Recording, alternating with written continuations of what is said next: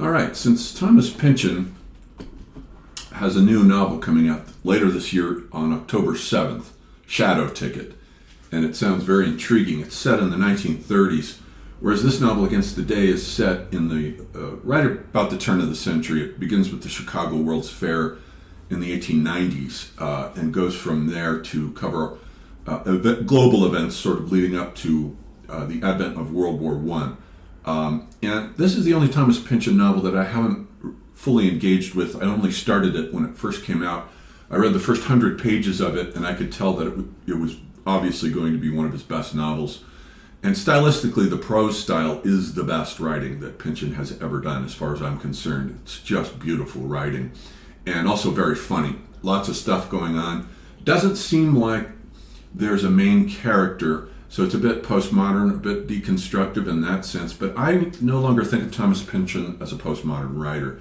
His last postmodern novel was Gravity's Rainbow, but even there he's transitioning into hypermodernity.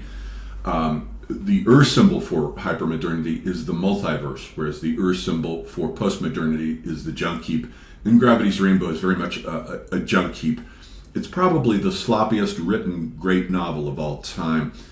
Mason and Dixon, which followed it, I spent something like 17 years working on Mason and Dixon, but he started it right after Gravity's Rainbow, and it's a great novel. So far, it has my vote for his greatest novel. This one may top it, though, or at least equal it. It sounds very ambitious. So I want to get a group of you guys together to sit down and read through this with me, beginning on Saturday, May 3rd at noon MST. And we'll continue for 8 Saturdays. Those are 2-hour classes, noon to 2, until June 26th. So 8 classes all together. And we'll meet over on Zoom. And all the classes are recorded, so bear that in mind. If you miss a class or can't make one for any reason, it's always the classroom discussions are always recorded. And I can send them to you via my Google Drive account. And so I've derided, here's the curriculum with all the different chapter titles. The Light Over the Ranges is the first one. And we'll presuppose that you've read that. It's a little over 100 pages, I think. Shouldn't be too hard to read first.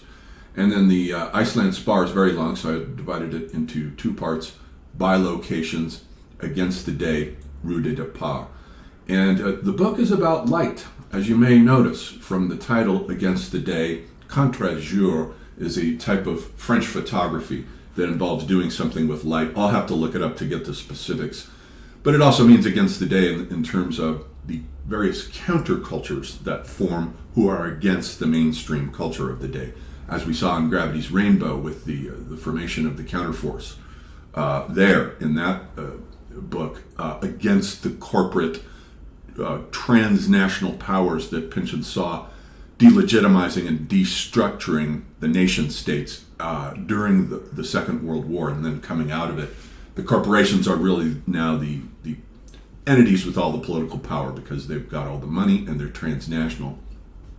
And so here he goes back to look at all the metaphysics and spirituality of light.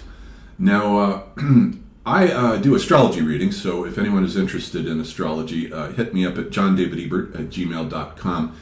And for true fans of Thomas Pynchon, you will not regard that as incompatible with the level of erudition and intellect that Pynchon has, which is nearly Joycean, not quite. He doesn't have the same facility with all the different languages that Joyce had that makes him tower above everyone else. But Pynchon is as close as we get. And Pynchon taught himself astrology for Gravity's Rainbow. It was evident there, and especially in Mason and Dixon, it was glaringly evident that he knew it, knows it in detail. He casts the natal charts for both Mason and Dixon, casts their charts, and he does it correctly.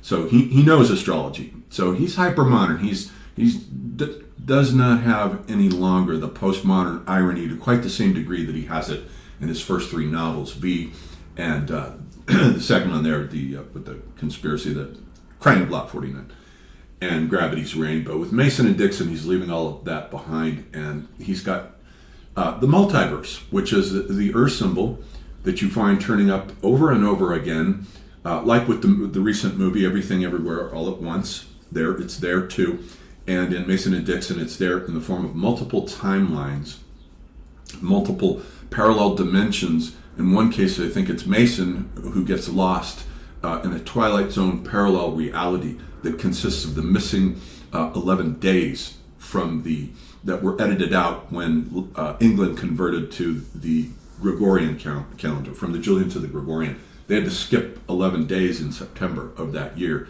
1750 something. And so he has a parallel Twilight Zone episode where Mason gets caught in those 11 days and there's no people there. Very, very spooky Twilight Zone-ish and so forth. So that's hypermodern. That's no longer postmodern. He's no longer making fun of spirituality. I don't think he ever did, actually, in the first place. What he did bracket that was postmodern about him is certainty of truth, certainty of meaning. Those first three novels all bracket truth with a capital T, and truth from the classical age of Western civilization, and he sets it aside. Heidegger is the first one to begin questioning it. He's the godfather of the postmodern French thinkers who come in and deconstruct truth. But we're all done with deconstruction. Everybody's sick of it. We've had enough of it. We're out of the disintegral age of postmodern deconstruction, and now we're in the reintegral age of hypermodernity. And Pynchon is one of its greatest prophets and exponents. The pricing, I've lowered the price a bit to bring more people into $150 if you want to attend the class live. If not, it's $75 if you just want a subscription to the class discussions. And as I say, just hit me up. Don't enroll on Teachable. They take too much money out. At johndavidebert@gmail.com. And then I've got a bunch of other courses here. I've listed them on the Teachable site here. This is everything we've done so far. Right now, I haven't added the Dostoevsky class that we're finishing up right now, so there's that to be added as well. And so here are some of the other classes.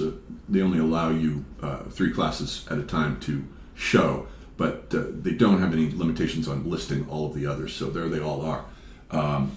All right, that's it. I'll see you guys in class.